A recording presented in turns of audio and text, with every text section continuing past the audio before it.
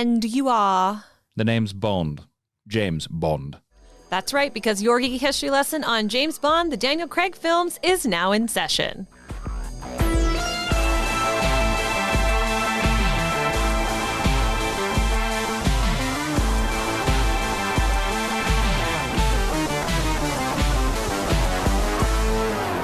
Hello and welcome to Geek History Lesson. I am Jason on Her Majesty's Secret Service Inman. I am Ashley Victoria Robinson. Welcome to your Mind University, because you have stumbled onto the podcast where we take one character, construct, or James Bond from popular culture and teach you everything you need to know about them in about an hour. And today we are talking about the handsomest James Bond, Daniel Craig. That is debatable, maybe. But yes, we are here to finish off our series. We began 2020 by talking through most of the James Bond films. Yes, we did skip one.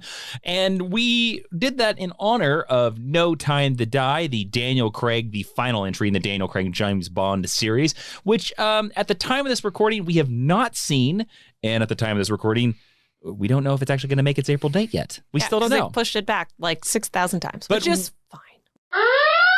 Hello, Mind University students. Yes, you did hear right. We just said in the podcast that we didn't know when No Time to Die is coming out. That's because we recorded this episode about a year ago when No Time to Die was being constantly delayed because our excitement for Daniel Craig could not wait. We could not wait for Sony to decide when to release this movie. Now, No Time to Die, of course, is coming out the week of this recording, or in the past, if you're listening to this in the future. Hello, future people. But I just wanted to make that clear in case we keep talking about all the times that the movie has been delayed.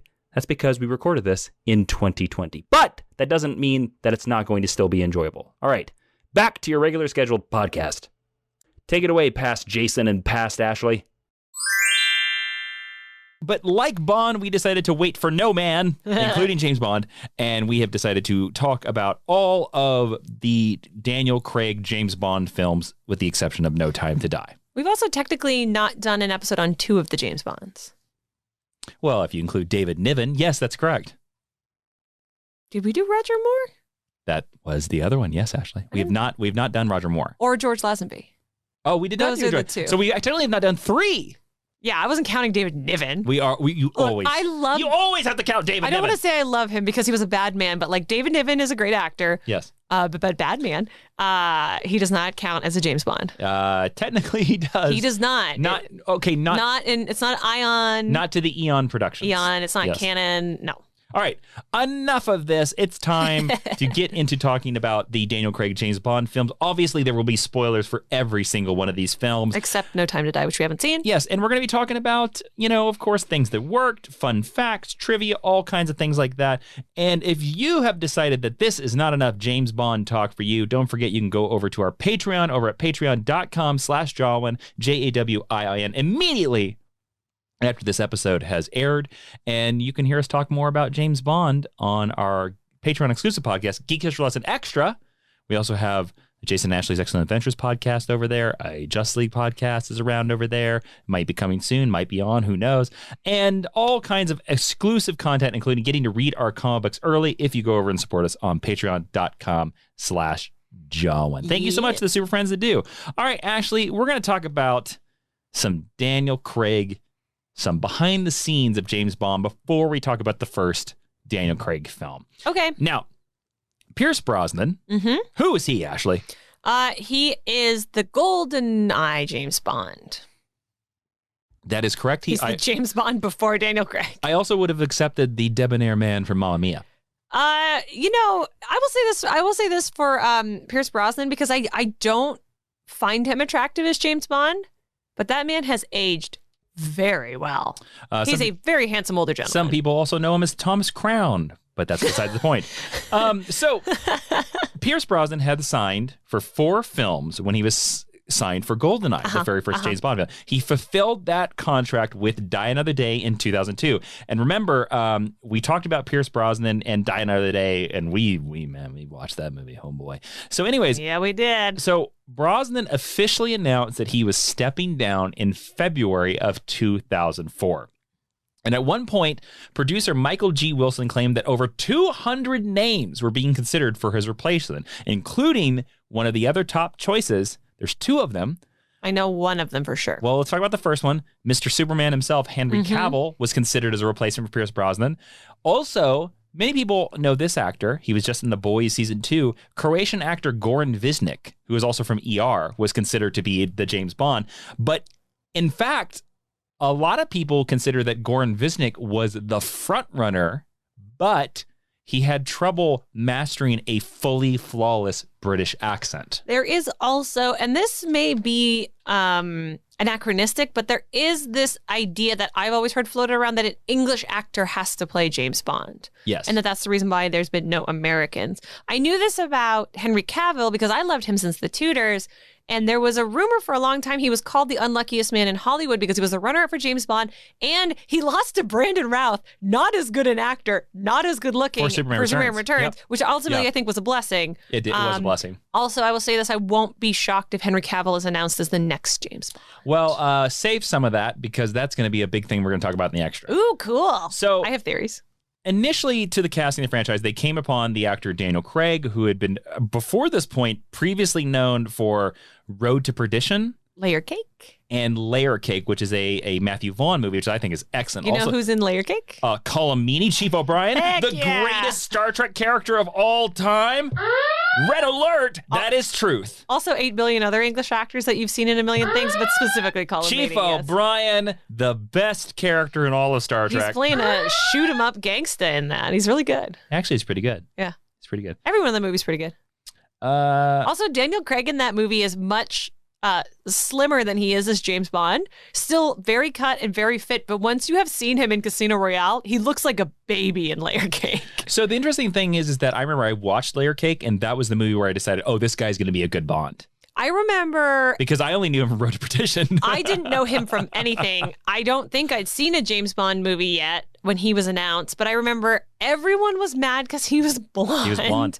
And then everyone was mad because they were like, he can't drive stick, which I don't know if that's true, but it's not hard to learn how to drive stick. No. So initially, Daniel Craig rejected the part of James Bond as he felt that the series was settled into a standard formula and quite boring, and he changed his mind when he read the finished script for Casino Royale. Now, Ashley. Yes. Based on Layer Cake and Road to Perdition, you know, well, he was in lots of other stuff, but but those were his biggest star vehicles. Big things. Yes. Do you think he was a good choice? I'm talking about pre-2006 Daniel Craig. Do you think he was a good choice before even knowing that he's a great Bond? Because I think he is a great Bond. Yes. Do you think he was a good choice? I do think he was. I actually think he was a perfect candidate for James Bond because I think I think listeners might know this. He is your favorite Bond, correct? I've said that on everything. Yes, he's my favorite Bond. So take that bias into consideration, I suppose. And I know I just said that I think a very famous person should play James Bond, but I think you should cast James Bond the same way that you should cast Lord of the Rings characters, Harry Potter characters, superheroes. Okay. So I think getting a quote unquote unknown is your best move. Get somebody who you know is talented. He's great in those 2 movies and several other things, who you know can hold it down, you know can learn lines, you know behaves well on camera, but somebody who will not outshine the role. And I think they did an excellent job with Daniel Craig. Now, I know that they intended Daniel Craig to fulfill his full contract well before this year. I know that MGM got eaten and went bust, and movies were in limbo and this and that. I guarantee you, before 2020 happened, I guarantee you that they were hoping to have the new Bond film in 2023, and now I think that is impossible. But I mean, even think about how much time there was, because MGM went bust in between. We're going to talk about that. Yeah. But we're going to talk about that. They probably assigned him thinking they'd have him for 8 years, maybe 10 years. Obviously, it's been much longer than that. It's been much longer. Yeah, but I think in terms of chronological time, I believe he holds the record as the second longest James Bond. Yes, I think he would. I think he was a great choice for the time. I wouldn't have been surprised if Michael Fassbender was also in that mix as well, because he's kind of similar. Was similarly famous. Let me ask you this: what is Daniel Craig? Now you've watched all the Bond. You've seen all the different Bonds, with the exception of David Niven. What does Daniel Craig do that is different from other people that have played Bond. Okay, Daniel Craig is the biggest man who's played Bond in terms of like how much he's bulked up. Well, he's not the tallest. He's not, but he's the biggest. That's old George Lazenby. Yeah, shockingly. And part of that is the contemporary beauty standard. Part of that is he became James Bond after we had superhero movies gaining popularity. He's the things buffest like that. James Bond. He's huge. Yeah. And what I love about him, and I think why I also responded to Sean Connery's Bond is I believe Daniel Craig could kill me with his bare hands. And to me, that is what James Bond is. James Bond very much a is bruiser. a hitman. James Bond will get He's an assassin. We'll get in a fight for fun. And in my opinion, that is what Pierce Brosnan and Roger Moore do not deliver on. So it's why I like them a little less. They're focusing on different aspects of the character, which are just as valid. Daniel Craig, to me, brings violence to James Bond. I agree. And I always think that James Bond should feel dangerous. And we've talked about this several times before. And that is something that Daniel Craig does at the same time. But also, we have to be fair. I want to talk about what you think is lacking in his James Bond performance, because I'm going to tell you that sometimes I feel, especially some of the later movies, and we'll get into this, especially his last two, they tend to make his Bond dumb. And to be several fair, of the villains make note of how stupid James Bond is, which is not the case in previous iterations of James Bond. I mean, M literally calls him a blunt instrument to his face. Which implies that he's only good for his fists and nothing else. I will say this, and again, this is my bias. This is my favorite actor to play James Bond to date. I don't need Bond to be smart. I don't need super spy James Bond. Like, I expect him obviously to be smart enough to carry out orders and create a cover and be covert. But I don't need him to be the smartest man in the room. Okay, then I believe Felix Leiter is smarter than James Bond. Then I will reframe the question. Sure. What do you feel is lacking from Daniel Craig's James Bond performance that do you think some of the other actors did better? That is an interesting question. Like even Connery, what do you think Connery does? Because you have said, I think before, even though Craig is the better, I think you've talked about Connery's a close second for me. Yeah, but I think we've talked about, you and I don't know if we did it on this podcast or next year, where I think we kind of objectively agreed. We were like, I think it is Connery. Like, you can't beat Connery. Yes, it's just your preference after that point. I also really like Dalton's Bond. Timothy Dalton's really good. And Dalton's Bond is proto Daniel Craig, which you said to me for ages and ages. But Dalton's Bond is smarter than Craig's Bond. Yes, he is. As we see with License to Kill. Like, he's much smarter and more capable. So is Connery's Bond. Connery's Bond brings a... I don't think Daniel Craig's Bond is uncharming, but he is not as smooth as a lot of the other James Bonds. He's not as interested in fooling... He only really is smooth with characters he needs something from, or the Bond girl. Sure. And most of my issues with Craig's Bond, and they are legion, lie with the writing. I think the writing on his character is wildly inconsistent, and I think we need to not marry him off. Okay, so let's get into the first Daniel Craig movie, Casino Royale, which was released in 2006. It was directed by Martin Campbell, produced by, of course, the people we know. I don't know why I said that. It was written by Neil Purvis, Robert Wade, and Paul Haggis, based on a Casino Royale, the Ian Fleming book, first Bond in a long time to be based on a book, sort of. It has a running time of 144 minutes. It had a budget of $150 million, and it made $606 million. It was a huge hit. The synopsis is Casino Royale takes place at the beginning of Bond's career as Agent 007 as he is earning his license to kill, not Clill. The plot has Bond on an assignment to bankrupt terrorist financier Le Chiffre in a high-stakes poker game at the Casino Royale in Montenegro. So this is the poker James Bond movie. Do you remember how many times you saw this movie in the theater? Twice. I saw this movie 3 times in the theater. I saw it twice. If a Bond movie is good, I will see it twice in theaters because I've always been a big fan of Bond movies. This is the movie that made me a fan of James Bond. This is the movie that made me seek out the books. The movie I think it made I will say this. This is to James Bond what Star Trek 09 is to Star Trek. Yeah, yes and no. Bond movies have always been huge hits. When a Bond movie hit, like, because GoldenEye was just this huge. You're absolutely right. My dad and my brother definitely went to see all of those. But I will say, and I think maybe we've noticed this because of social media, that this brought a lot of people, the reboot, because this is the reboot James Bond. Yeah. this brought a lot of people into James Bond that I don't think would have seen a James Bond movie otherwise. Mm-hmm. So again, we got to talk about this a little bit. This movie, I have a bunch of fun facts, but like there's a really interesting opening, the black and white opening that I think is kind of iconic now. It is iconic. There is the sequence in Uganda where Bond is like... It's Madagascar with the free running. Oh, yes. Uganda is where Lashif yes. is. You first meet Lashif. Yes, it is Madagascar. Where like, it's, to be honest with you, I would think still to this day, probably the most famous parkour sequence ever captured on film. It's the first place that I ever heard about free running or parkour or whatever. However, it's the first time I had seen it like on that scale. So what do you think this movie does very well? Let's talk about this. What are the strengths of this film, the very first Daniel Craig film? Oh, man. James Bond's hot in this one. Something more substantial than that, please. But I'll tell you why I mentioned that, because one, he's very hot, but also this is the first movie that I think presents James Bond as sexual an object as his conquests. Because yes, he has the Bond girl, he's got Vesper Lynd. Yes, he has the wife who he seduces in the Caribbean who dies halfway through, who's riding on her horse on the beach and everything. But he is presented through the same lens as these women. Sure. And that is a very modern sensibility to bring to James Bond. I think this also brings...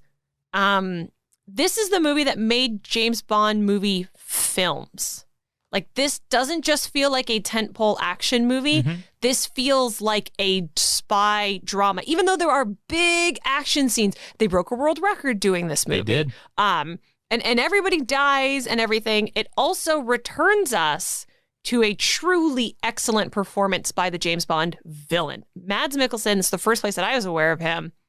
Rocks in this movie. Same. So good in this movie. And I know he'd been around and he's been doing stuff in Europe forever and ever, but he's amazing. I'm also going to say that the supremely gorgeous Eva Green. We love her. We've wanted her to be Catwoman forever. One of the best Bond girls of all time as Vesper. Absolutely. I remember watching this for the first time.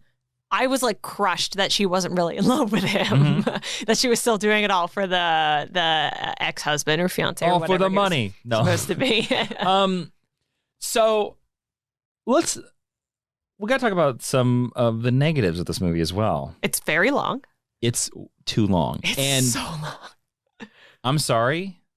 The poker scenes are boring.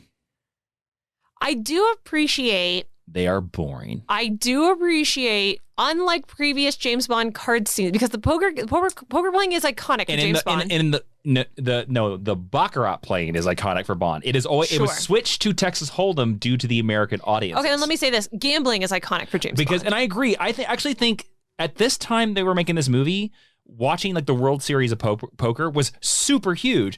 I understand. I think it's the right decision to change to poker mm-hmm. because I agree American audiences would have not understood and that's your Baccarat. Biggest market, unless you're playing for the Asian market. I can tell you this: there was a James Bond Game Boy game, and that you had to play Baccarat to get through certain parts, and I cursed that game so many times. I still to this day don't know how to play Baccarat.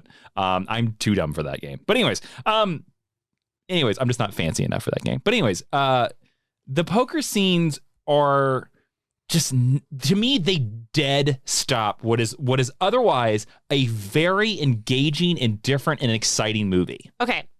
I have two thoughts on that. Yeah. My understanding as someone who doesn't play poker is that with the exception of one scene, the poker is pretty accurate. There's one where they basically called the wrong There's one winner. Outcome where they call the wrong winner. Yeah.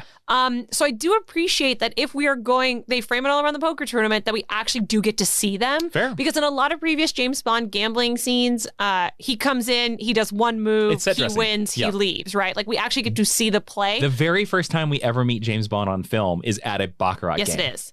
I also appreciate the fact that they're not just card games. We do use this as fodder for his relationship with Lashif, and you get to see him do... This is what actual espionage is. Mm-hmm. You sit around and stare at people. Yeah. And so I appreciate that. Now, I do think we only needed maybe one or two scenes of it. I agree. And there are 185 of them. The guy who plays their dealer makes me laugh every time he shows up with his suspenders. Shout out to that guy. Mm-hmm. But you're right. The poker is very long. Let me ask you this. Yeah. Because I will say that I think if you were to ask me what is a good reboot, I would put Casino Royale as my answer. Either that or Star Trek 09. Yep. Because I think the excellent thing that Casino Royale, because I remember as a big James Bond fan before this movie, I heard all they advertised this movie as the reboot of James Bond. And to be honest with you, I was scared. Because you'd already lived through a reboot of James Bond. Well, GoldenEye is a soft reboot, but it still could be considered a reboot, though. He still has Moneypenny, he still has M, he still has everything. The biggest change is Judi Dench's M, but to be honest with you, you could still track that in the continuity. This was a movie showing us James Bond getting his 007 status, and I think I probably speak for all James Bond fans of the 90s when we remember the days of James Bond Jr., that terrible cartoon, and that was my first thought when I heard this. I was like, oh boy, we do not need James Bond Jr. We do not need James Bond Jr. So you were apprehensive going into the movie? I was very, very apprehensive going into this movie. The trust of this movie was that Martin Campbell had already given us a good James Bond movie, so I was like, okay, he can do it again. And I was a big fan of The Mask of Zorro, which he also directed. But I would say this is a really good reboot, and it also serves as like a really good reboot, but also if you chronologically, thank you, put this before all the other movies, I'd buy it. Yeah, it's not until a little later where they cross the streams a bit too much. Yeah. So are you ready for some fun facts? Yeah. Or is there any other things you would like to say about Casino Royale? I love M in this. She's really good. I'm glad that they kept her. I'm glad they kept her as well. No Q, no Moneypenny in this movie. No, and I will say, don't think they're missed. I don't think they're missed either. I do like the modern casting of them, and we'll talk about it when we get to that movie. Although there is that weird guy with the big gray mustache who shows up and injects Bond with the blood. And like I kind of thought he was Q. Ship, yeah, he's kind of a weird guy. You could assume he's from Q Branch if nothing else. 100%. I also like he's M for mustache. He's the other M. Like in this movie, I like how mean M is. This movie is pretty mean for a James Bond movie. Yep. Okay, fun facts. James Bond's alias in this movie was Arlington Beach. And his alias for Vesper Lind was Stephanie Broadchest, which I think was very funny. He goes, you'll be Stephanie Broadchest. She goes, I absolutely will not. He's like, you have to trust me. I have the ledger. The way that James Bond orders his first vodka martini is lifted directly from the James Bond novels. Yes, I knew that. Also, by the way, everybody, we're not hitting on every single piece of trivia, so, chill. Yeah, and if we missed your favorite one, you can share it with us respectfully. Daniel Craig gained 20 pounds of muscle for this role. I think he's too bulky for James looks Bond. Like he could rip you in half. The car barrel roll stunt by the Aston Martin DB5 broke the world record for the most barrel-assisted rolls with a cannon. A promotional leaflet used to promote this movie in Japan headlined the 7 rules to receive your 00 status. That's cool. And the MI6 fan site has translated it to this. These are here are your steps. I'm familiar with this site. Number 1, you don't fear death and you won't give in to torture. Number 2, you must have Olympic level shooting skills. 3, even if you double cross your own parents, you will never double cross the organization, which I think is a cool rule. 4, you have knowledge that would surprise even a scholar and a sense of humor that would make a bad girl grin. Oh my God. Number 5, you have the social ability of a lamb, but remain a lone wolf. Oh, okay. 6, you have the highest level of experience with alcohol, gambling, cars, and food. Oh boy. 7, you can fall in love, but you can never love. I do want to say as well, this movie has one of the most iconic torture scenes of all time in it. Yes. Scratch my balls. Yeah. Yes. This is the first time, by the way, fun fact, as big James Bond fans here, this is the first time that Felix Leiter had returned to the James Bond films. The best Felix Leiter! Since, when was the last time Felix Leiter appeared? Do you know? When he died. What was the name of the film, Ashley? License to Kill. Correct! 1989. Old man Felix Leiter. And then they replaced him with the greatest Felix Leiter, who is wasted in future movies. Sir Roger Moore. The third James Bond, fourth, if you could include David Niven. We don't. Was reportedly so impressed with Casino Royale, and I think this is the best old man endorsement of all time. I can't wait. He was reportedly so impressed with Casino Royale that he went out and bought a DVD of it. I will say this. Roger Moore will never be my favorite James Bond, but he seemed like a nice man. He seems like a classy, very nice man. Very classy man. Yeah. All right, now we're on to Quantum of Solace, the name that no one quite knows what it means. It was a 2008 film directed by Mark Forrester, written by Paul Haggis, Neil Purvis, and Robert Wade. It, of course, had a budget of $230 million, and it made $589 million. Not as much as Casino Royale, but pretty close. Well, like Sir Roger Moore, I also purchased this movie on DVD. I think I purchased this movie on Blu-ray. One of my first Blu-rays, I think. Anyways, basically this movie is a direct sequel to Casino Royale, ending moments after the previous film with Mr. White, and it deals with James Bond hunting down the organization Quantum, which is directly responsible for Vesper Lynd's death, the heroine of Casino Royale. Arguably the villainess. The first really direct sequel to a James Bond film. Really, it really is. Yeah, and that's what's wrong with it. So Ashley, we gotta talk about some stuff of this movie before we get into it. This movie is directly affected by the writer's strike of 2007 and 2008. Yes, it is, but not in a good way. Like, we saw some things that were affected by the writer's strike, and they came out stronger than ever before. This came out more watered down, pun intended, than ever before. Paul Haggis said that he completed his script 2 hours before the WGA strike officially began. And then, per the rules of the Writers Guild of America, the only people that could change the script after that point were the director or the actors. And Daniel Craig has said, he has said in a 2011 interview with Craig, we had the bare bones of a script by the time of shooting. There was a writer's strike and there was nothing we could do. We could not employ a writer to finish it. I say to myself, I will never do that again for another movie, but who knows? He was like, it was me trying to rewrite scenes and I am not a writer. Yes, and all the props in the world to him for admitting that and for knowing that. He also went on to say that he and Forrester were the only ones allowed to trust to do it. And he was like, we were stuffed. He was like, we were too busy. We were doing so many other things. And he was like, I think we got away with it, but barely. And he was like, it was never meant to be as much of a sequel as it was. And he was like, I think the thing that turned into a sequel was me and Mark Forrester on set. I really appreciate that take. Yes. Because it's very honest. He's not trying to cover up anything. He's like, it is what it is, man. Yeah. That's what I don't like about this. Look, and we rewatched. We're talking about what we like first, not right. No, wait. Let's go with the likes first. Great. Daniel Craig is great in this movie. I'm going to say something that is going to make a lot of our listeners crazy. Sure. This is not the worst Daniel Craig James Bond film by a mile. No, it's the boringest one, though. I think that's arguable. I do think for the other boring James Bond film of Daniel Craig.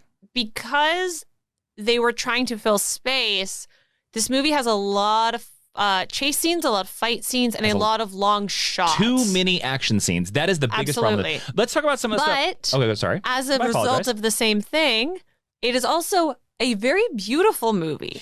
Yes. Okay, so Daniel Craig and the Bond girl who they painted a white girl brown when they are walking through the desert looking Olga Kurylenko. Looking for the compound, and the heat is rising and it's orange. Like, it is, this movie is beautiful.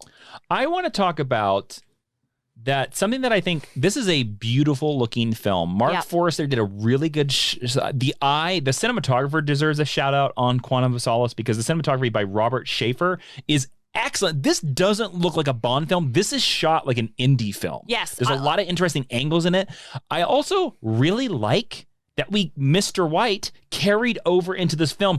I will tell you this. There's a reason why this escapes into the likes before the hates. I like the idea of Quantum, but as a James Bond fan, the entire film I was screaming Spectre, Spectre, Spectre. We'll get to Spectre. Yeah. But I like that because that is from the original Ian Fleming novel, Spectre. So I like all the Quantum stuff of this movie. I think going to South America is a great idea. I agree. I like that we see M a little bit more in this movie. I mean, there is a lot of stuff. I think there is more stuff in this movie that works then doesn't. I think the opera scene is really cool. The opera scene is probably the best scene in this entire film. And it feels, again, very classic espionage. That is a thing that you would do. You would go to a major event and you would like look, make notes, check the names, do this. Like, it's cool. And ultimately does wind up blowing up at Bond's face, but there is the one moment where you think he's got them. Yes. Is very triumphant and very cool. Well, also, the other thing that I really like about this movie is that it's all about water. It's not about oil, which is actually a little bit forward thinking, that it's about, like, they don't, because the big mystery of the movie is that everybody thinks that the main villain is about oil, Dominic Green, but he's actually about water. And they do, the oil does come back. Like, that's how they murdered the Bond girl with my favorite Bond girl name. With a shout out back to Goldfinger. Yeah. Is really, it's one of the meaner deaths of a Bond girl, I will say. I will also say a positive part of this movie, we did not talk about him in Casino Royale, but Rene Mathis. Yes, that great. He's amazing. He's always amazing in everything. Up his name, Giancarlo Giannini. What a great name. That's a great name. He is a great actor, and I will say he's perfect for Bond movies too. Because remember, James betrayed him in the first movie, and the fact that he still works. His death really works in this movie. It's actually very one of the sad. Because they had to dump him. They had to put him in a dumpster. Yeah. But this is almost Daniel Craig's License to Kill, because a lot of this movie, in a lot of ways, yes, is James Bond is being like, I just got to kill whoever killed Vesper. I just feel like this movie is a puzzle where a third of it is missing. I agree. And the parts where you're starting to see the picture are really interesting and really good, but then you don't have the whole puzzle, so you just shoved Vesper's face into the rest of it. All right, so now we can talk about the stuff that doesn't work. And to be honest with you, I think there's not as much stuff that doesn't work in here. And I know people are shouting, again, there's a worse James Bond film for Daniel Craig out there. I guarantee you. And we know because we rewatched these. Yep. And we rewatched this. It was so obvious that the other one was the worse than this movie. Yeah. Like, I remember we rewatched this and you're like, oh, this is not as bad. Especially it's just kind of boring. Especially when you watch it back to back with Casino Royale. It is. You're exactly right. It's unremarkable in a lot of moments. And all of the issues are, I don't mind this dealing with the ramifications of the first movie. I don't mind bringing up Vesper because she's so great. But what I don't like is the whole movie is mired. The first and the final scene of this movie have to deal with Vesper. Quantum of Solace might as well be called Casino Royale Prologue. What's the episode? Epilogue. It might as well be called Quantum of Vesper. Yeah. And again, while I'm okay with dealing with that, especially if we're framing it as like she's the one true love of James Bond. No, it's actually the Contessa. It's not. The Contessa. I don't like that he's been married. That upsets me deeply. I think the Contessa's going to be in No Time to Die. I freaking hope not. That's all the stuff that doesn't work. And about every 30 to 45 minutes, you get another Vesper reference, and you're like, oh, yeah. And then the other thing about it that doesn't... You're like, oh, she's not even in this movie. Yeah. The other thing that's a big knock against it, to me, is the villain. Because Dominic Green is not scary at all. I don't think he's a bad actor. Well, I want to bring up the three things that I think, and that was a perfect segue. I think the three things that are the weaknesses of this movie, but because they're weak, and I think without the writer's strike, they would have fixed these problems. This movie would have been totally fine. The villain, Dominic Green, sucks. Yeah. Flat out. He's not good. Especially when they gave us such a good villain like Le Chiffre. Yeah. They just gave us kind of French businessman. Yeah. And the idea, unremarkable. The idea of a businessman, your villain doesn't have to be able to go toe-to-toe with James Bond, but... Or have a weird quirk. Absolutely. But this was not enough. This was not it, exactly. This was not enough. Yeah. If you're going to do evil businessman... He needs a hench person. You need a hench person, but you also need to do something like what Mission Impossible 3 did with Philip Seymour Hoffman. But also, Le Chiffre is arguably evil businessman. But he has the scar and the bleeding eye. Yeah. So he has the James Bond's traits. He has the quirk, yeah. You've seen Mission Impossible 3. I have. So Philip Seymour Hoffman is, I think, is equal to a supervillain, and he's just a businessman. Yeah. There's really nothing that weird about him. So if you're going to do something like that, they got away with it because they upped the physical presence of the businessman. Yeah. The other thing is that none of the Bond girls work.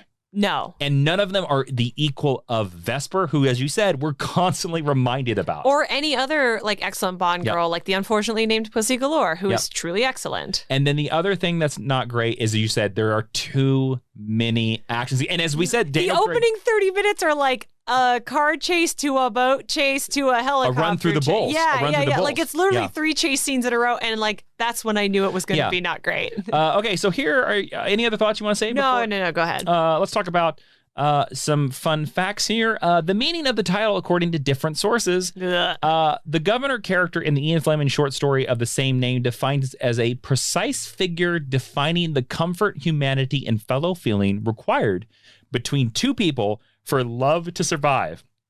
If the quantum of solace is 0, then love is dead. Okay. Daniel Craig believes that this quantum of solace means Vesper. Yes. So there you go. Afterwards, Quantum was made the name of the organization introduced in Casino Royale. Craig noted the letter Q itself looked rather odd. Mm-hmm. So the movie marks the first time since... I'm going to give you a bit of a trivia question here, Ashley. This is the first movie in a long time that Bond has not said, Bond, James Bond. He does not say that anywhere in this movie. The line was shot for several scenes, but was completely cut out by director Mark Forster because the producers found it unnecessary.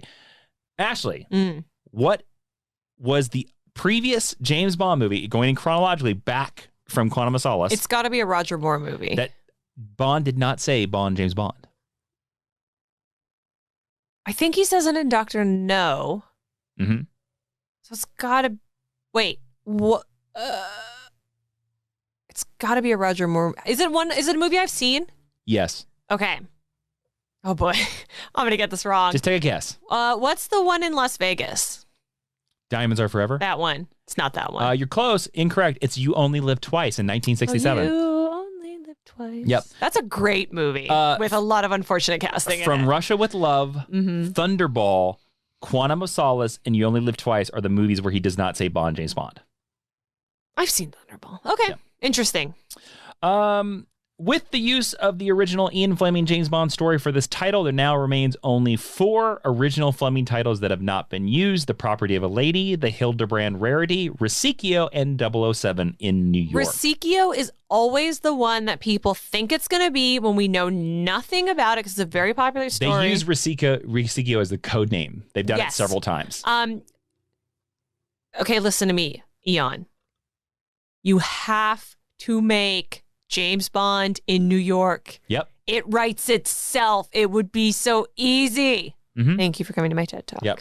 I mean, obviously, don't call it that. We've said it that. Have a character shout out like, "Oh, 007 in New York." Oh. Yeah.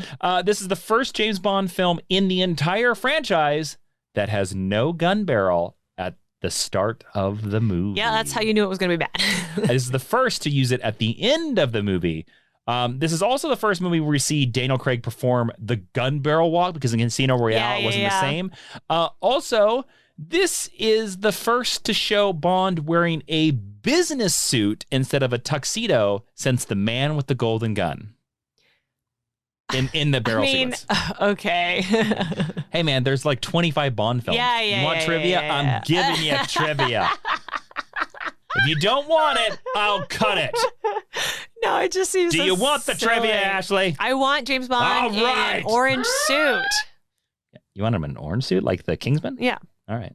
Daniel Craig will look great in an orange suit. Time to move on to And the Skyfall. My favorite James Bond These movie. lyrics, they don't make any sense, but the song is pretty. The song is great. It is pretty, but those lyrics make no damn sense. I don't know if Adele wrote this song or not, but I like to imagine that she got the gig, went into a studio, sang whatever she wanted, and that's the song. It was written by Adele. Oh, there you go. Yep. We love Adele. We're going to Skyfall 2012, directed by Sam Mendes, written by Neil Purvis, Robert Wade, and John Logan. John Logan should be very familiar to Geek History Lesson listeners because he is the man that wrote Gladiator. Woo! And won an Oscar for doing it. The budget for this movie was $200 million, and it made $1.1 billion. And you can thank Tumblr for that. Why Tumblr? Tumblr loved R.I.P. Tumblr. It's still around. Not really, though. I don't think it's gone anymore. It lost, I know, a lot of its membership once it cut its adult content. The synopsis of this film is that this movie, James Bond is shot, he fakes retires, and he goes through a cat and mouse game where Raul Silva wants to kill M because James Bond and Raul Silva are fighting about who is their mommy. He's played by my mom's boyfriend, Javier Bardem. I did go through a lot of My mom doesn't date Javier Bardem, but if you would like to, I can hook you up. We're going to talk a little bit about the production of this movie because this was, you were talking about MGM going through. Production of Skyfall was suspended throughout 2010 because Quantum of Solace was 2008 because MGM financials had financial troubles. Pre-production resumed following MGM's exit from bankruptcy on the 21st of December 2010, and the film was officially given the release date on 2012. It was intended to be part of the year-long celebration celebrating the 50th anniversary of Dr. No, and we got a bunch of other fun facts about that, but let's talk about the movie first. So this is a movie that I consider to be the first film in the James Bond franchise. And I mean, this movie, this was one of the first movies. This is like Dark Knight, Christopher Nolan's Dark Knight, where you see this movie and you're like, I don't care that it's a genre film. This is like one of the best films of the year. This is solid. And it's not perfect, but it is not perfect. It's a good, I love this. This is one of those movies. This is your favorite Bond film, this is my right? favorite Bond film. Yep. You could ask me any day, anytime, anywhere in Canada. That's a deep cut old cable reference for my Canadians. I would watch this like at the drop of a hat. This to me very much seems like the Wrath of Khan for James Bond. And what I mean by that is that if you watch Wrath of Khan, the theme of Wrath of Khan is James Kirk, another James, Captain James Kirk getting old. Yes.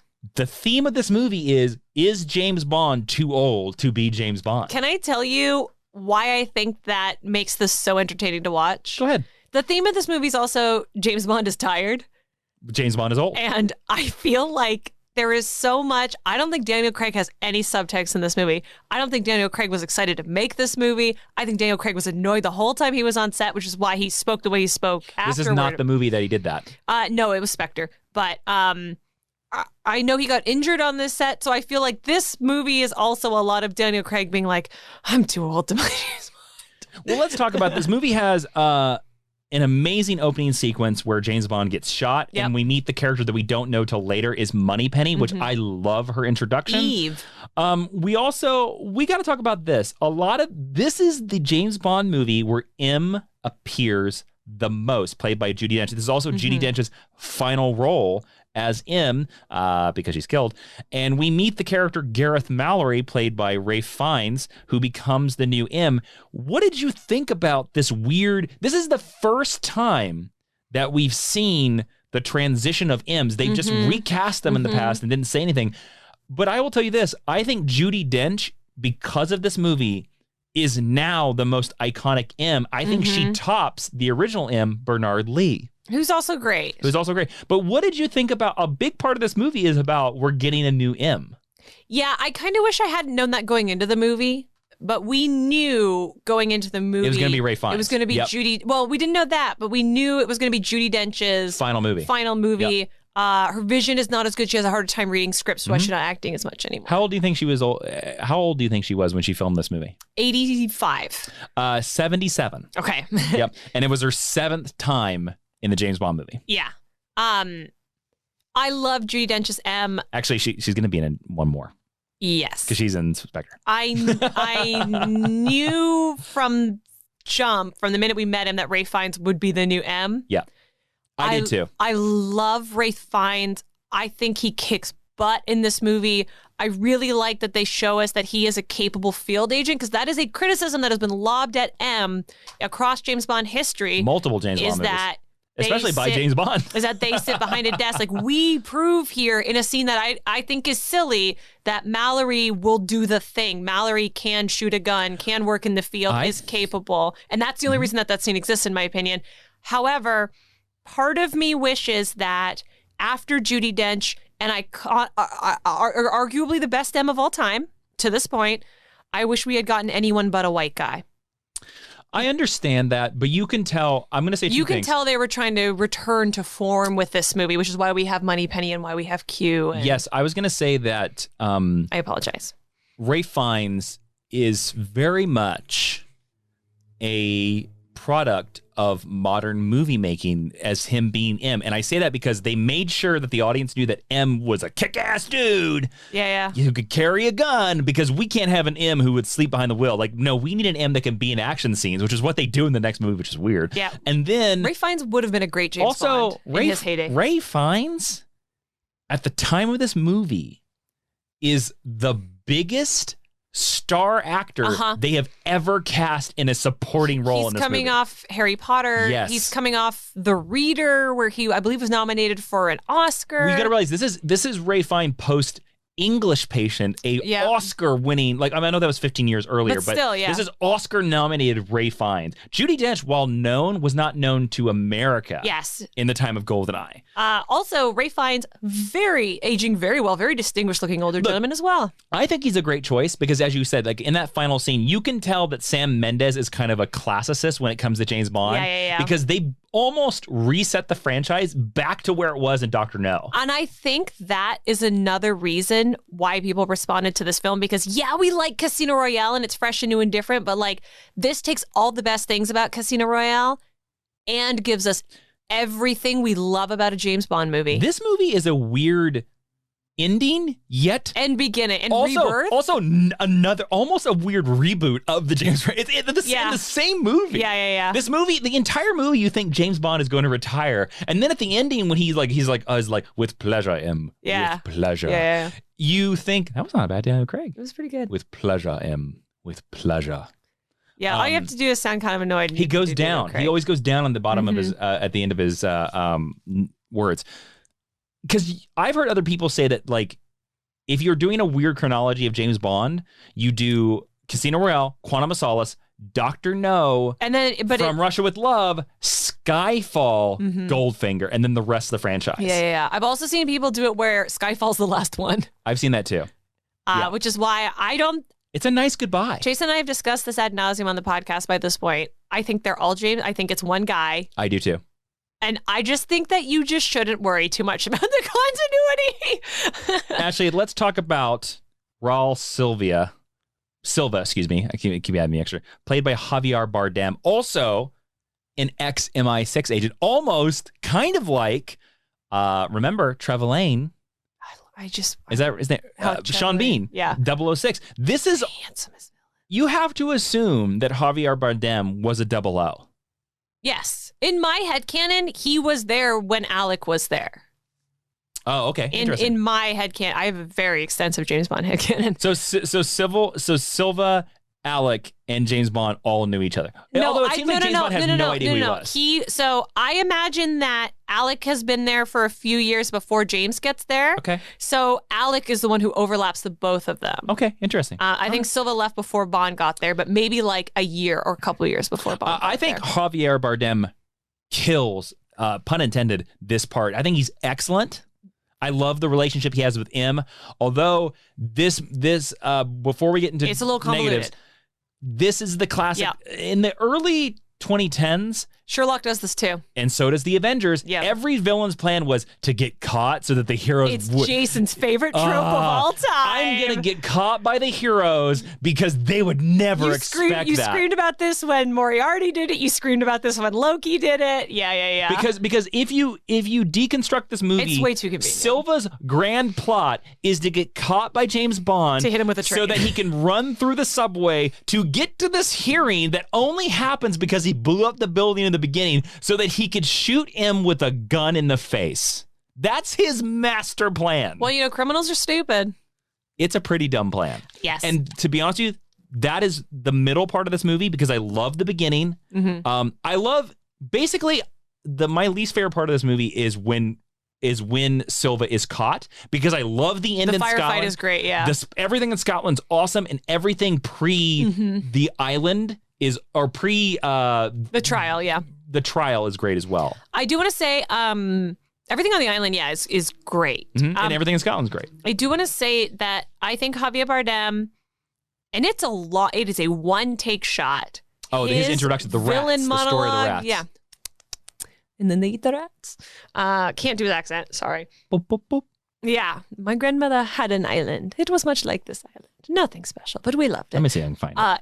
Is one of, if not the best, James Bond villain monologues of all time. It is the best monologue. Javier Bardem is up there among the best casting choices for James Bond villains. I, to this day, cannot watch the scene where he takes his mouthpiece out. It creeps me out. And my favorite part is I love that he hits on James Bond and it's like, oh, your first time, Miss Bond? And then James goes, what makes you think it would be my first time? Hello, James. I think I brought this up on the podcast before, but I love that because you would be foolish to think that as a 00, you wouldn't be open to sleeping with men and women. And it felt like such a modern choice and such Who said it's the first time? Exactly. And such a step forward for James Bond and look, I have issues with James Bond, the character with James Bond, the franchise, with actors who played James Bond, because it is so hyper masculine. And I was like, that's so cool. There's a great line in that scene where I can't remember exactly what the line that Silva says to Bond, where he goes like, what is your special skill? And the line of dialogue where he goes, resurrection. Trailer it was line. In every trailer. It's such a, but for James Bond, perfect line. Yeah. Perfect. But like line. you can sometimes when you watch a movie or even television, you're like, that's a trailer moment, and that is a trailer moment. Before we move on, and talk about some fun facts, do you want to talk about Ben Whishaw? I was going to say, please, can we talk about Q? Yeah. Q is my favorite. I think Ben Whishaw is a special actor. I think he's really, really talented. Mm-hmm. And I think he was really hot around this time. Yes, he was. Yeah. He's such a weird choice for Q. He is a very weird choice, but I like that they went with somebody different than, oh God, I can't remember the original. Like we've praised him, the original Q. It's Demon something. I cannot remember. But yes, I love that they said we need a Q, but we're never going to outdo OG Q. So let's do Desmond. It's Desmond something. Was it right? Desmond Llewellyn. Desmond Llewellyn. Yes, I was will like, never play, but actually, it was in the last movie. It was John Cleese. Yes, not a good choice in my opinion. Not a good choice either. And he technically plays R. He never plays Q on screen. But I appreciate that they were like, we can never beat Desmond Llewellyn. So we're gonna do the opposite. We are gonna get a relatively young gay actor. I don't know if Q is gay, but Ben Whishaw is very famously open. I'd be fine with Q. He's very famously gay. I think Q is gay. Yeah, out is what I meant, not open. I loved that. I love his introduction to James Bond. I love the scene. In the scene in the portrait gallery. Yeah, where he's like, I could do more from my bedroom in my pajamas before my first cup of Earl Grey than you can do in the field in a year. And then James Bond's like, well, but you need someone to pull the trigger. Like, it's such a great, because a lot of this movie too, which is a troubling trend of James Bond movies that was introduced to Pierce Brosnan, are we past double O's? Is James Bond antiquated? And that scene, I think, is such a lovely microcosm of it. Also, I think this is Q's best outing in a movie. I don't think Q gets better than this. He's pretty good in License to Kill, though. No, I mean modern. I mean Ben Wishaw's Q. I was like, Desmond Llewellyn is in that movie a lot, and he's really good in it. Also, the goodbye to him is like, his final scene is like always have an escape plan, 007. Knowing that he passes away not that long after, it's really like tragic and lovely. He was retired. They knew that was his last movie, which it worked out because he actually died not that long after. I don't think he saw the premiere of that movie. Well, he died in a car crash. Yes, remember? But I think this has been the best Ben Whishaw Q has ever been is in this movie. Agreed, because he gets kind of dopey in Spectre, and this will be a longer podcast because of that. Let's talk about some fun facts of Skyfall here. So Roger Deakins is a cinematographer, Jarhead Revelation. Why there's a shot in front of fire. That's why there's a shot and somebody a silhouette in fire. We have to talk about Kincaid. Now, Kincaid, played by the amazing character actor who's no longer with us, Albert Finney, was originally written R.I.P. for Sir Sean Connery in mind. Producers Barbara Broccoli and Michael G. Wilson originally wanted Connery to come out of retirement and make a surprise cameo. And even director Sam Mendes, he agreed with me that there was discussion way, way early on, but he's like, I always thought that was problematic because to me, it takes you out of the movie because Connery is Bond. And why would we bring him back as another character? Because you're bringing him back as James Bond's only No, I agree. I agree with Sam Mendes. People can listen to us. Jason and I disagree on this point, passionately but respectfully. You can listen to us scream at each other about this on our extra for the Timothy Dalton, where we talk about should Timothy Dalton cameo in a James Bond movie. Yes. Because we devolve into the Sean Connery discussion. But it doesn't matter. Albert Finney's the one who took this part, and he's excellent in it. And I love that he hits on M and calls her Emma because he doesn't know that it's a code name. I do too. And I love that he doesn't know that James Bond can shoot. Let's get into some real history that's brought up by this movie. That's very interesting. And I might say this word wrong. That's fine. I've never heard it before, so I'm just going to say it. There is an implication in this movie that Bond's ancestors were recusant Catholics. You said it right. Okay. When Kincaid shows M the secret escape passage in the chapel at the Bond ancestral state, he explains that it was originally a hiding place for priests. The priest hole, yeah. Which strongly refers to the long period in British history during which Catholicism was illegal and certain families continued to practice Catholicism and sheltered priests. Particularly in Scotland, which was famously a Catholic country until Elizabeth I, my very favorite historical figure, cut off her cousin, Mary Queen of Scots' head. I just thought that was a really cool, neat, kind of interesting real-world trivia that that James Bond is probably Catholic. Well, now. also his mother is French because her last name it's either Delacroix or Lacroix. It's Lacroix. And French, the French people tend to be Catholic. I say this from a French Catholic family. Daniel Craig and Javier Bardem bonded intensely on the set of this movie over their shared love of rugby. I love that. I love the idea that they just take Javier's horrible wig off and hang out. That's amazing. Another trivia for you. In the 50 years of James Bond movies, now, of course, obviously, this is not taking Spectre or No Time to Die into consideration. This is the only second film in which Bond suffers a gunshot wound. Ashley. Wow. What is the other James Bond movie that he suffered? And you have seen it. Man, I almost swore so loud. Well, my later editing future Jason thanks you. me. But isn't that insane that in 25 movies really? he's only been shot twice? It's a Brosnan movie. Incorrect. Just name a movie. GoldenEye.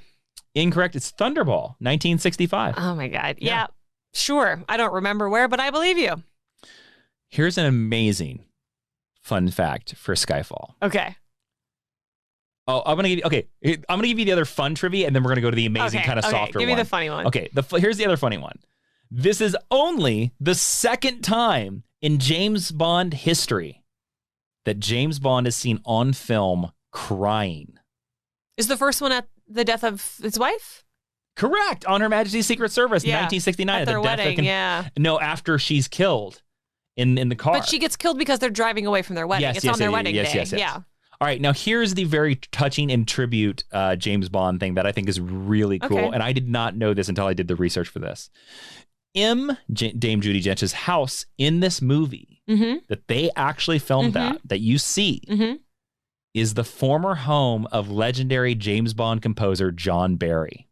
Oh, that's beautiful. The filmmakers thought that this would be a loving tribute, especially in the movie that was coming in the 50th anniversary year, since he scored more James Bond movies than any other person, and he made the James Bond theme. This is also the movie where we learn that M's husband, who we'd seen in Casino Royale, he's passed away in this movie. John Barry also composed the music for Robin Hood, Prince of Thieves? I don't know about that. I cannot confirm nor deny that. Okay. Nor do I really care. But here's the thing. John Barry died before this film was released. He died in 2011.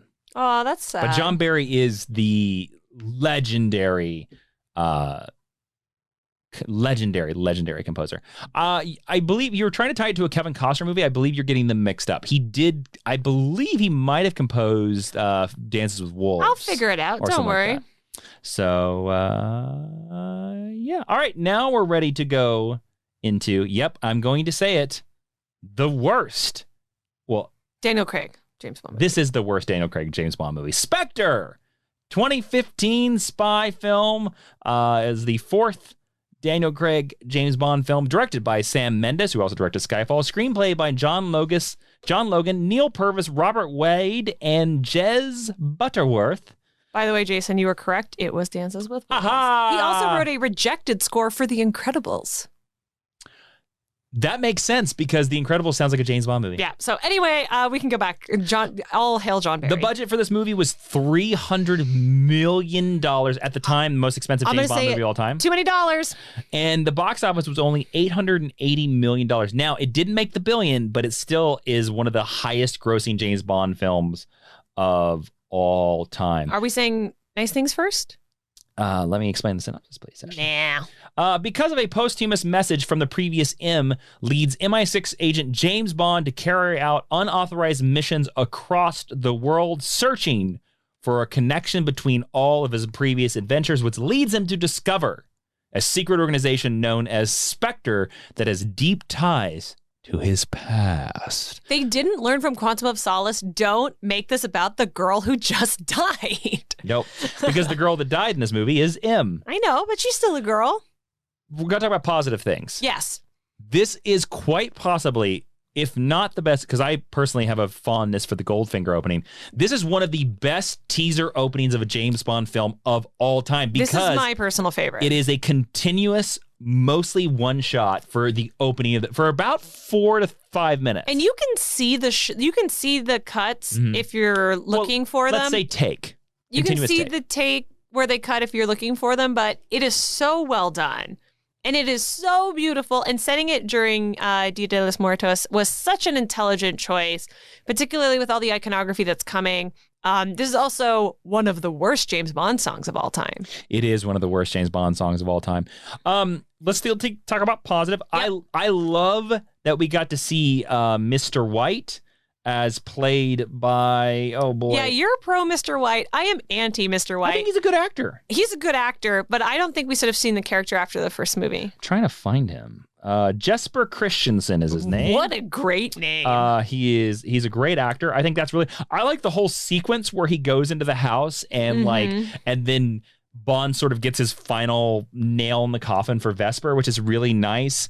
I like that we go to the Alps again to I was going to say we get a snow adventure finally for Daniel Craig. Well, it makes sense as well because Blofeld, who is later revealed to be in this movie, expertly cast by Christoph Waltz. I think he's a perfect casting choice for Blofeld. Blofeld should have never come back, but he is well cast. We'll talk about some other things with him. He's got a kitty. We're pro that. He's got a kitty. We're pro Spectre's coming. We're pro Spectre coming back. We're pro Dave Bautista being cast. We just wish he'd gotten some more lines. This movie is well shot, even though it's not Roger Deakins. All right, let's go to the weaknesses. Oh, no. Can I say, oh my gosh, I don't remember her name. The Bond girl in this is amazing. Swan. No. The sexy Italian lady. Oh, you mean the lady from The Matrix? Please stop. Ashley just knocked my iPad away. I accidentally Monica Bellucci. Thank you so much. We are pro her because she's amazing. She's great in this part, even though there's absolutely no reason for Bond to interact with her whatsoever. And we are pro Bond having a love interest who is his age. And you know what? So is Daniel Craig. Daniel Craig spoke out very much in support of her casting. I'm very, very pleased. She was almost previously cast in a Timothy Dalton movie, I believe. Yes. Yeah. So I'm really glad that she got to come back, even though there's nothing for her to do except get naked. And that's a perfect way to talk about the weaknesses of this film. Most of it. So this is why, to me, this is the weakest of the Daniel Craig films. Yeah. There is one... This is a modern construct of movies. Some of the other James Bond, a couple of the other Pierce Brosnan movies did this as well. I really dislike the James Bond trope of James Bond doesn't work in modern times anymore. And so we got to have a government committee talk about how James Bond doesn't work no more. If James Bond doesn't work in modern times, we wouldn't have made the movie. He wouldn't have made $1 billion. Yeah. Avengers level money if he didn't work in modern times. But so much of this movie is couched around an actor that I actually think is really good, Andrew Scott as the character of C. Miscast in this role. Completely miscast. And he's a great actor in his Dark Materials. He's a great actor in Sherlock. He's a great actor in Fleabag. He's a great actor in 1917. Yeah. But there is a place for him in James Bond. C was not it, unfortunately. His whole plot line of this movie is basically being like, hey, MI6, you guys aren't with the times. His whole plot line is leading to the Ralph Fiennes joke, I guess we know what C stands for, which is a great line and a sick burn, don't get me wrong. but it's not enough justification for a character. And I'm happy he got paid. And also, his whole plot line is to give something for Q, Moneypenny, and M to do in the final act. And I'm going to tell you this right now. We don't need them in the field. We don't need them in the final act. We don't need Q. And I love Ben Whishaw, and I am pro putting him in things. We don't need him to fly to the Alps to yell at Bond in a fuzzy sweater. We also need to talk, I'm going to mispronounce her name, Leah Seydoux? Spell it? Seydoux. Seydoux? Yep. Who is also going to be in No Time to Die. She's great. She is not great in this part. Well, she also... So in this movie, they give you this construct of the plot that James Bond falls in love with her just as much as he did with Vesper Lynd. I hate it. I hate it so much. Again, and this is a construct because we've watched these movies very closely in a row. I do not buy that he loves this woman as much as Vesper Lynd. They do. You understand, and it could also come down just to the actor chemistry. Like, Léa Seydoux is much younger. Also, Vesper Lynd is referenced in this movie several times. In every Daniel Craig. Every Daniel Craig James Bond. Maybe it's just a difference of actor chemistry. I completely buy his romance with Vesper. I do too. She earns his romance. I do not buy for one single second that he falls in love with Swan, and I certainly do not believe that he is going to give up the only thing he's good at in his entire life for her. Yes. Which obviously he won't, because they're going to kill her in the first act of the next movie. Now we also got to talk about Spectre.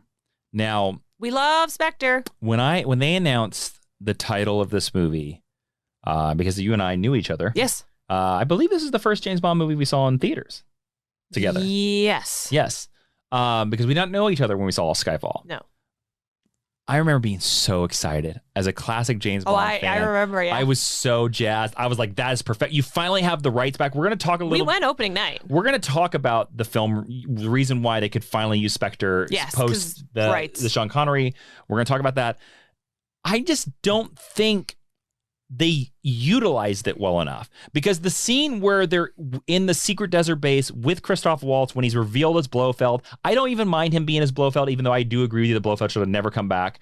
I mind him being James's secret brother, though. Well, let's pause on that. We're gonna get there.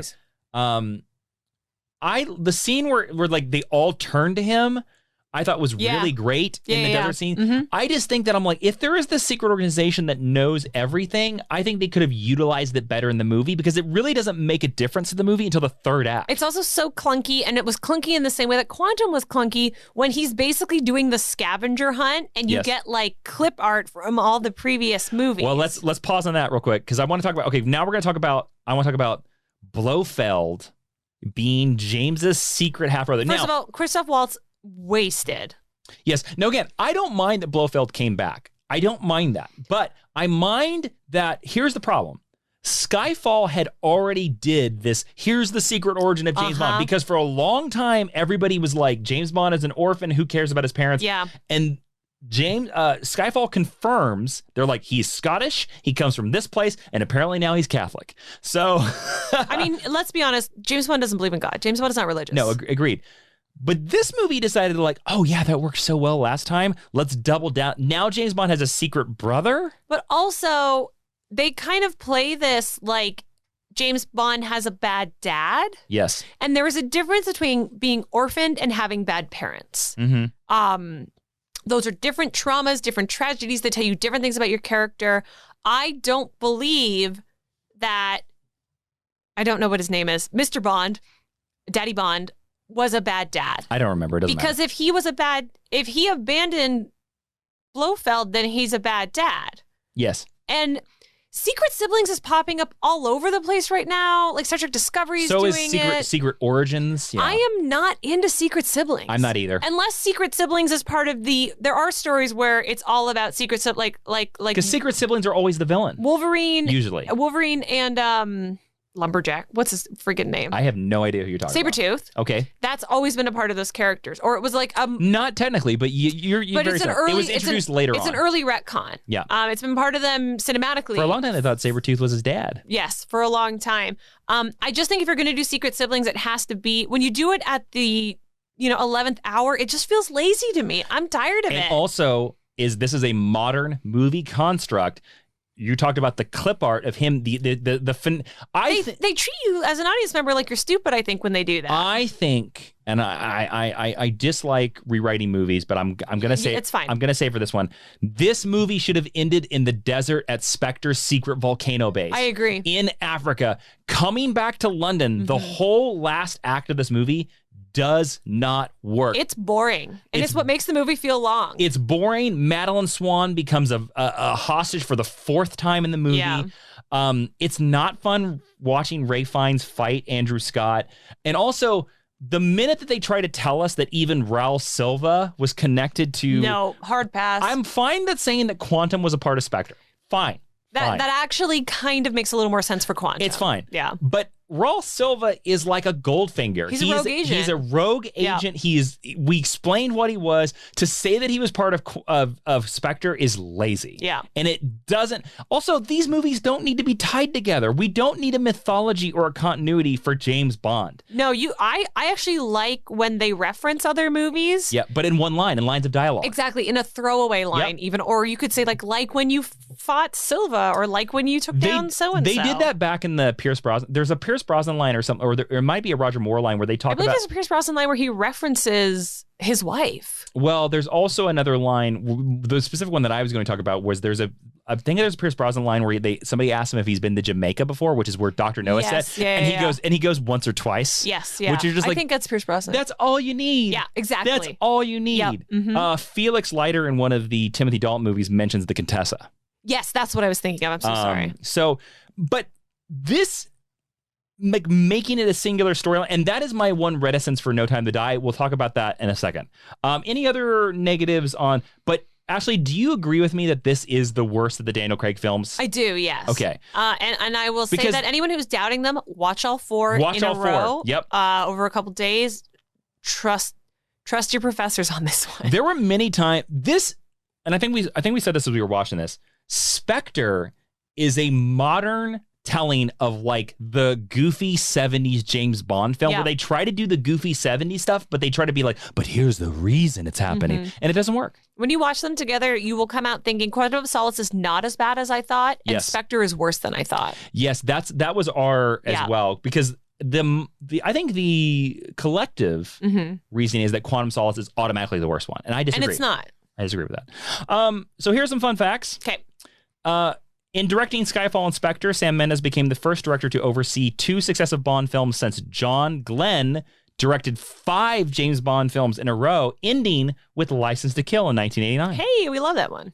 Christopher Nolan was in serious contention to direct Spectre until Sam Mendes decided to do it again. You know what?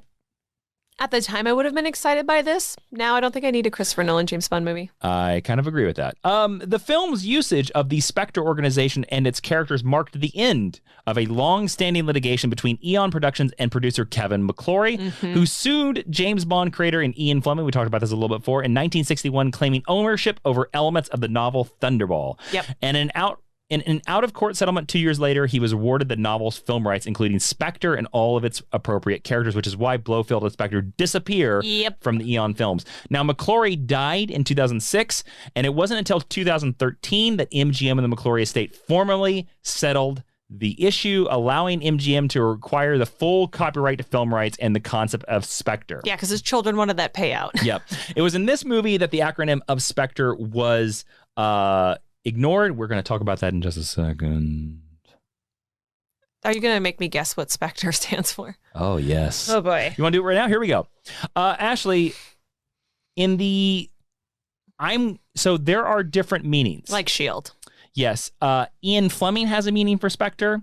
Well, we're talking about the movie, so why don't we go with the movie acronym? Okay. There are 2. Oh, boy. There are 2 definitions in the movie. I'm willing to accept any definition of Spectre because there are 3 of them. I'm not going to get it. Ashley, what do you think Spectre stands for? Special people eating crustaceans together really exceptionally. I'm sorry, but you got it wrong immediately with the S. Because Secret. They use the S. All right, here are the 3 different meanings of Spectre. Spectre in the original James Bond films, but the Sean Connery ones, means special executive for counterintelligence, terrorism, revenge, and extortion. Never would have got him. And in a later movie, it is said the special executor for counterintelligence, terrorism, revenge, and extortion. And James Bond creator Ian Fleming originally meant the acronym as the special executive for terrorism, revenge, and extortion. So they're doing that BS thing of counting S and P as part of one word. Now, Ashley, I would love you to take a guess here. This movie came out, this movie was filmed in 2014 to 2015. Think about the actors of the time, the older character actors of the time. Christoph Waltz was not the first choice for this role. Who do you think they went to an actor right out the gate? Brian Cox.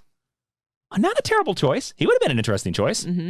No, they actually went to Gary Oldman as their first choice for Ernst Starval Blofeld. Not a terrible choice. Not a great choice, though. I don't know. I think he might have been a better choice than Christoph Waltz because the reason he said no was Christoph Waltz was hot, though, at that time. He was. The reason why he said no is because he didn't want to commit to the film for 6 months.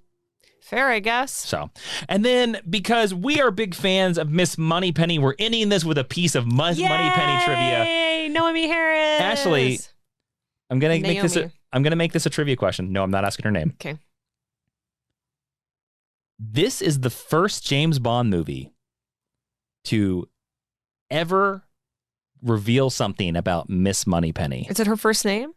Nope. Or is it that she has a boyfriend? Nope.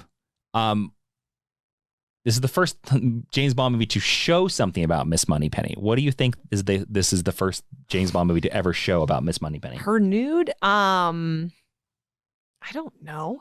Her home. Oh, we see her home in 3 different scenes in this movie. It has never been seen ever in a James Bond film. Yes, because they make a big deal about the fact that she has a boyfriend. Yes, and the boyfriend is there. And she makes fun of... one of the best scenes in this movie is where she makes fun of James Bond's apartment. Yep. She's like, did you just move in? And he's like, I've been here for, he says like 5 years because it's like a TV on the floor. Which is exactly the way James Bond would live. He's jet setting. All right, let's move on into No Time to Die. No Time to Die. And we already know what the song sounds like for that one. It's not a very one. I'm sorry. No, it's not. All right. So there are going to be some names in this that are very difficult for me to say. I apologize. It's okay. We're all just doing our best. My Western American dumb tongue. But here it is. All right. No Time to Die is going to be released sometime in 2021. Hopefully, if everything works out. I don't know. At the time of this recording, it's slated for April. We're hoping it's April. It was April of last year. Wow. Yep. It's directed by Cary Fukunaga. It has a screenplay by Neil Purvis, Robert Wade, Cary Fukunaga, and Phoebe Waller-Bridge. We like all of those names. We're hopeful. Yes. Why would people know Phoebe Waller-Bridge? She's Fleabag. She's Andrew Scott's love interest. Yes. In that. It has a budget of $250 million, so a little bit less than Spectre. I'm going to predict that it's going to make $5 billion. And I mean, it's probably going to make about $16 million if it's going to come out in April. The official synopsis, as we have not seen this movie, is 5 years after the capture of Ernst Starval Blofeld. 5 years after Spectre. What? James Bond has left active service. He is approached by Felix Leiter, his friend and CIA officer, who enlists his help in the search of Valdo Abruchev, a missing scientist. When it becomes apparent that Abruchev has been abducted, Bond must confront a villain whose schemes could see the deaths of millions. So, I will say this, based on the synopsis and the trailer. Yep. It does seem like we are finally going to get more than 2 scenes with Felix Leiter. Yep. For which I am very excited. It appears like he's a significant part of this movie. Yeah, look, it only took him leading a television show for people to be like, Jeffrey Wright's a really good actor. Yep. All right, we have some fun facts about this movie. Great. In February of 2018, Danny Boyle was originally established as the front runner for the directing position of this movie. Why would people know Danny Boyle, Ashley? From Trainspotting? Correct. He's done a bunch of other stuff, but that was his big breakout. Cary Fukunaga was announced as the new director in September of 2018. He becomes the first American to ever direct a James Bond film. Also, he is the first director in James Bond history to receive a writing credit. What would people know Cary from? True Detective. There you go. He is responsible for a lot of very iconic shots. Season 1. Yeah, that season. He worked a little bit on season 2. That 7-minute shot. Now, Phoebe Waller-Bridge provided a script polish, an on-set script polish in April of 2019. She was specifically picked by Daniel Craig to revise the dialogue, work on character development, and to add humor to the script. Now, which I was going to say that basically means she's there to change the lines and put in jokes. There's 2 things we've got to talk about here, and this is a little bit of inside baseball on Hollywood if you want to know it. One, fun fact, Waller-Bridge is the second female screenwriter ever in James Bond history because Johanna Harwood co-wrote Dr. No and From Russia with Love. 2, Daniel Craig is a major star now. Yep. Thanks to James Bond. Many A-list Hollywood screenwriters have a clause in their contract that at any time during the production, if they do not feel the script is strong enough, they can call in a screenwriter of their choosing. I do not know this for certain, but I would bet that Phoebe Waller-Bridge, because she won all those Emmys and stuff like that, this is where Daniel Craig pulled in Phoebe Waller-Bridge. Yeah, I would assume so. So Daniel Craig on the set of this movie did not like the script that much, apparently, or wanted it to be funnier. So take that as you will. Well, or maybe he wanted it to be more grounded. Like one thing that Phoebe Waller-Bridge does really well is she writes dialogue the way people talk. That's fair. I'm super interested to see what if we watch this movie and you can see her. I'm not against it. No, I'm not either. I'm just noting. But it's very different from Fleabag. I'm just noting that is something to note, that Daniel Craig was like, ding, ding. Maybe there was some Quantum of Solace flashbacks here or something like that. I don't know. Interesting. I'm very excited for this movie. I just say I'm excited for it. Oh, yeah, of course, yeah. With this film, Daniel Craig will become the 3rd oldest actor to ever play James Bond. Roger Moore was aged 57 with A View to a Kill in 1985. Sean Connery was 53 when he played James Bond in Never Say Never Again. Now, that was not an official James Bond movie, but we're still going to count it. Daniel Craig will be 52 if this movie releases this year. He's 52 in this year. So he was 51 when he shot it. Yes. And for the rest, we'll have to see. Now, really quickly, lightning round, Ashley. Yep. Without counting Time to Die, I want to hear quick. Let's go through these choices. Lightning round style. Best Daniel Craig James Bond film. Go. Skyfall. For me, it is Casino Royale. Worst Daniel Craig James Bond movie. Spectre. It's Spectre for me as well. Best Daniel Craig era villain. Le Chiffre. I think it's Silva. I think it's Silva from Skyfall. Yeah. This to me, it could go either way. What is the best Daniel Craig era James Bond song? It's a tie. Oh, is it? Yeah. Between Skyfall and Casino and That's not the name of the song. Skyfall and You Know My Name. You Know My Name. I think it's You Know My Name by Chris Cornell. R.I.P. Chris Cornell. I like rockin' James Bond songs. Yeah. So, and that's it. Wait, no. Huh? Best Bond girl. Oh. And we can table Vesper if you want. It has to be Vesper. It has to be Vesper. It has to be. Well, technically, the Bond girl in Skyfall is M. So it's a tie. No, it's Eve. Because they sleep together when she goes to help him out in Mackay. Or in. Or Macau. It's him in. We don't know what's happening in that Scottish castle. Don't you dare. That was like a big thing online where people were like, he loves her. And I was like, yeah, like his mama. All right. Let's move on to recommended reading. Okay. Which is where if you go to geekhistorylesson.com/recommended reading, we are going to have a bunch of cool suggestions about things you can read. And I would guess things you can watch. A lot of this is the same old. There's the complete James Bond collection on Blu-ray. And then, of course, we have Casino Royale and Skyfall. Mm-hmm. So it's just go watch the movies. They're excellent. Yeah, they are excellent. And now to the teaching tweet, where in 140 characters or less, Professor Jason very begrudgingly is going to sum up everything that we just chatted about when it comes to James Bond. Yes. Bond has always been a bruiser that hides his anger and violence in a layer of sophistication. That's why Daniel Craig was an excellent Bond. Did you know that Daniel Craig is considered a men's fashion icon? His suits rocked, so I'd say yes. He's well dressed in a lot of these. Even his tan suit in Quantum of Solace is great. Oh, that's a great suit. I was going to say, do you have a favorite Daniel Craig's look? I know you're not like a fashion guy. It's hard to remember them off the top of my head. That's fine. Not the blue bathing suit? No, it's he has a gray suit in Skyfall that is pretty amazing. I know the one that you are talking about. It's the one that he runs down the street in. Yep. Okay. All right, next. now we're going to the honor roll, where if you go to Apple Podcasts and you leave us a 5-star review, thanks for helping to bump us in that algorithm. We're going to read whatever you write on the air. Ashley, who's joining the honor roll this week? Today, Geeks Are People 2 is joining the honor roll. They have a very long review. We're going to read all of it, so we're only inducting one person. And they were a little bit pushing the idea that if you write 5 stars, we'll read anything that you say. They're mostly very nice, though. That is the deal we make. They can write whatever they want. So they said, holy guacamole, this is good. I like that, holy guacamole. Aloha. I have been listening to you two for quite a while and finally got off my okole. Don't know what that means. Sorry if I mispronounced it. To write a review. Amazing. Love the research that goes into the show, and I can literally hear the addiction you both have for the subject matter. Thank you. Recently took 2 road trips, Seattle to Mount Rushmore and Seattle to the Redwoods, Vegas, Four Corners, New Mexico, and back. That's some drives. You two were the best road trip companions ever. Listen to old and new episodes. And I always learn something new. Only one small, tiny critique. Jason, whenever Ashley's teaching a lesson, please let her finish her paragraphs. Hey, hold on. What?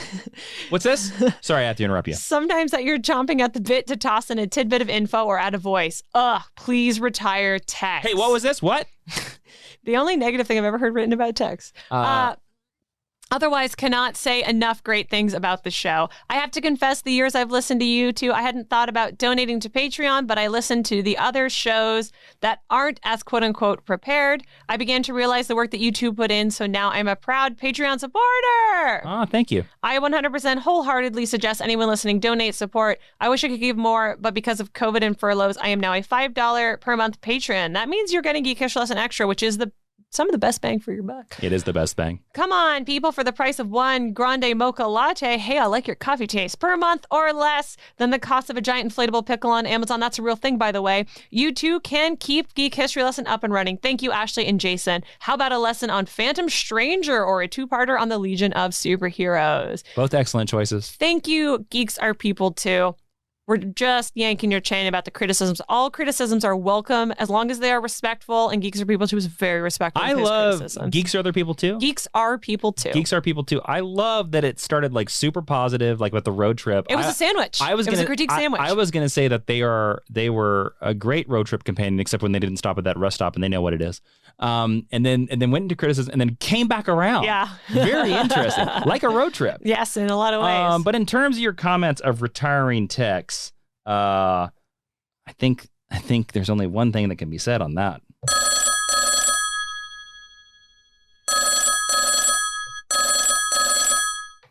Hello, you've reached Moneypenny. It's Tex Willerman here. And from the American branch. my phone's still ringing. Hold on. It must be on your end because I've already picked up my telephone. I can't figure this out. But I just wanted to be MI6. Yes, sir.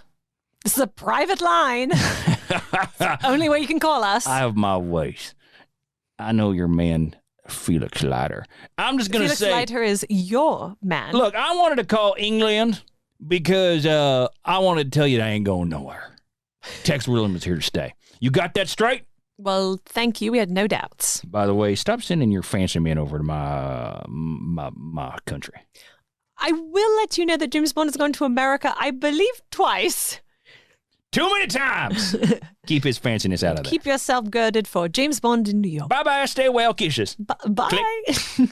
Let's move on. But there you go. Geeks Are Other People too. Welcome into the Teacher's Lounge, where Professor Mendez is sharing his student film about plastic bags. And what does he teach? Videography. By the way, that was that's a deep cut film reference. If anybody gets that, just think about it. Professor Mendez. All right, we're going to move on.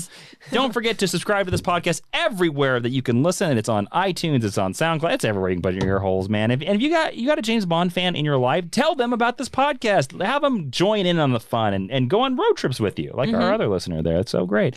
We're going to move very quickly through this. Actually, don't forget about the Patreon over at patreon.com/Jawiin, where we're going to talk about what should the James Bond franchise do next. You can support the podcast very similar there for less than a price of a mocha. And you can follow Ashley on Twitter and Instagram at Ashley V. Robinson. Follow me on Twitter and Instagram at Jawiin, Jawiin. Ashley, I'm going to ask you a question. Okay. For the hashtag stick around, the final part where we make sure they stick through the plugs. Mm-hmm. I have a theory about Daniel Craig's James Bond. That he's handsome. That he's hot. I don't think he's very good looking, but that's just me. Daniel, no offense. I think you're a great actor, but I don't think you're very attractive. Ashley. Yeah. When the time that Casino Royale was made and all of James Bond's, you can see the Daniel Craig franchise evolve, and you can see how it evolves based on the movie industry. Is Daniel Craig the first superhero James Bond? Yes, absolutely. Because I brought that up because he has the abs, he's so cut. They're very concerned about how he looks. You can tell how the villains are reactive to Marvel films, and also he has to do that 6-hour workout that every actor hates. Yes, but they are paid a lot of money to do it, so I'm not here for them complaining about it. Okay. But you agree with my theory that Daniel Craig is the first superhero James Bond? Yes, he's definitely reactive to The Dark Knight, to Iron Man, and to that genre emerging into popularity. And, well, you can tell Casino Royale is definitely inspired by Batman Begins, which came out in the previous year. Yeah, I think James Bond is also, I think Daniel Craig's James Bond is also reactive to one of your favorite franchises of all time, Mission Impossible, and the Bourne Identity. More than, I think, the Brosnan Bond. I agree. And I think that's for the better, because I love a movie that pretends to be grounded but is obviously not grounded. But I like the grit that his movies have. Yeah, the Brosnan films are very much like Roger Moore pastiches. Yes, yeah. They're big dumb fun. Yep. All right, everybody, we gave you a super long geek history lesson out there, so thank you so much for listening. I am Jason, love a good M, Inman. I am Ashley Victoria Robinson, and Professor Jason, would you please dismiss the class? Class is dismissed. I don't know what that was. Just go with it. It's okay. Yeah, it's fine. It's all right. Okay. Bye.